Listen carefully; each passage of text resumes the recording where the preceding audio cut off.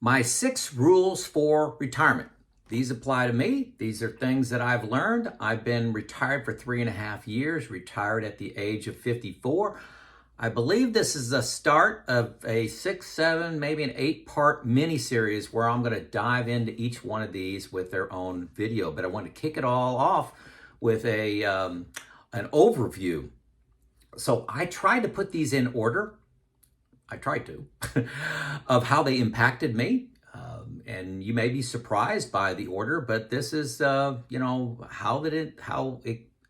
these manifested themselves inside of my retirement. I actually kept a journal for a couple years, so I could pass on this information to others, and I can learn from it myself by reflecting back on the notes from previous months, even previous years. One of the interesting things to note in this list: money, the thing that most of you are focused on in pre-retirement, and what I focused on, money is number 4 on this list. So, hey, let's get started. First of all, there's 6 items in this, or 6 rules, but I actually have a pre-retirement rule that I think is important to begin with. So that pre-retirement rule is life is for living. Love it in all phases. Don't defer all your happiness to retirement. Okay, that's the topic of this video, actually, once I get through the other 6 rules. Okay, so that was the pre-retirement rule. Time, number 1. You will have a lot more time than you think. Number 2, retirement is a new journey. It is not a destination. Many people think it is a destination. You're just going to celebrate all the time. I do smile a lot, do celebrate, but it's the start, an opportunity for you to have a new journey. Number 3, health is a major focus. Number 4, money. Money, remember, you're a long-term investor. When you retire, I retired at 54. I don't hunker down like I'm not going to be living for another 30 years. Who knows how long I'll live, 30 days, 30 years, but I'm still a long-term investor. And you have to make a plan for bear markets like we just came through. That's money. Number 5, relationships and experiences are how you win the game, not things. Okay? Number 6, happiness and fulfillment come from helping others and advancing on your journey. Now, these may seem all touchy-feely, group hug kind of stuff, but I'm telling you, in retirement, they're a big deal. Once you get past money,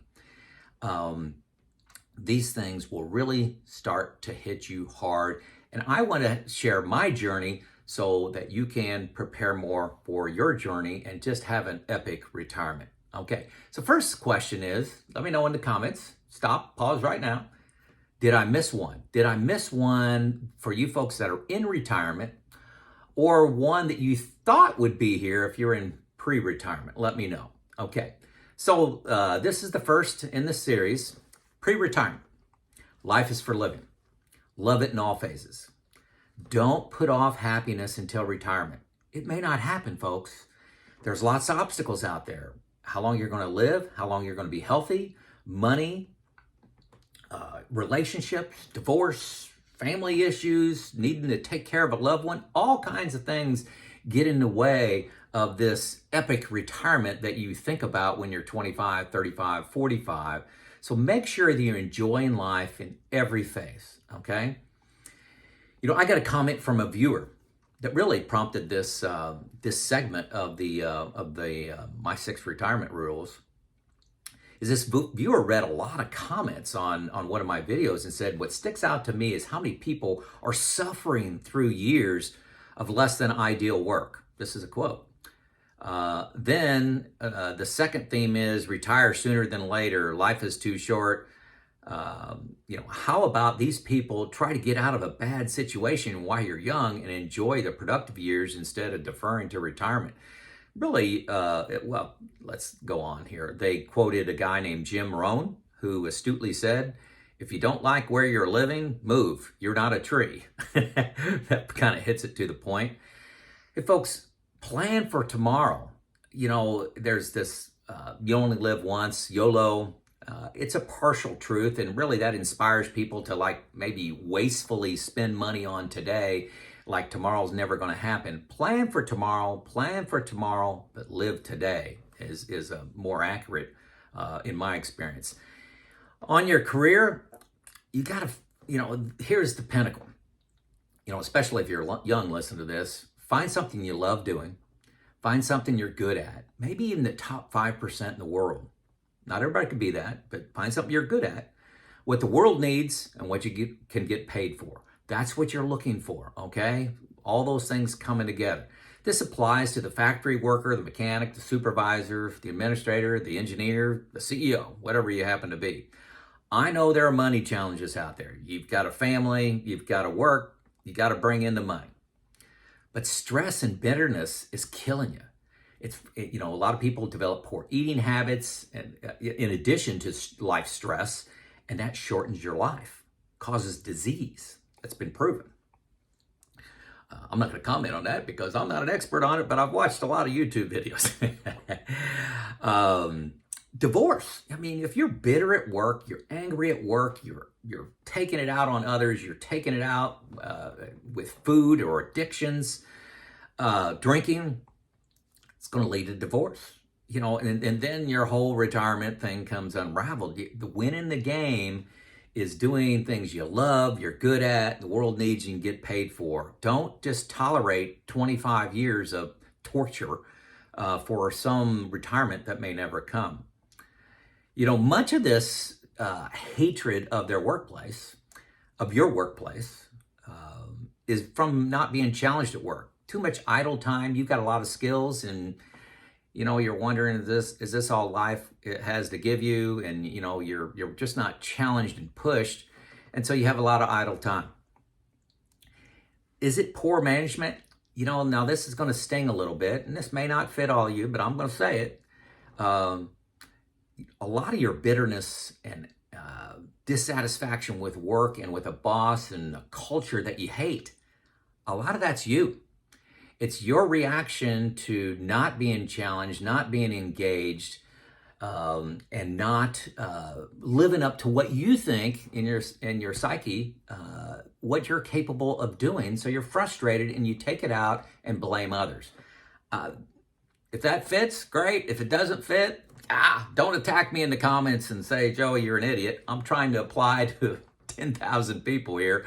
Maybe it's not to you. So it can be you.